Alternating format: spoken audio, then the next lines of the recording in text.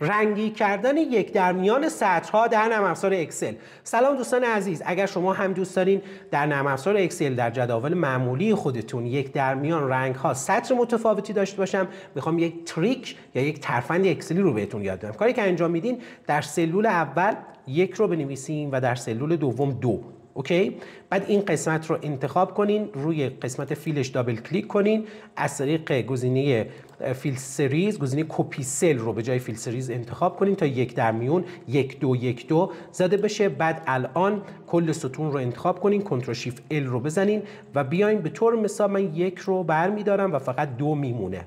بعد الان کنترل و شیفت و جهت پایین و سمت چپ رو میزنم تا این انتخاب بشه که حالا حالتهای مختلفی هم داره و میام یه رنگی رو به این سطرها میدم، حالا هر رنگی که دوست دارم.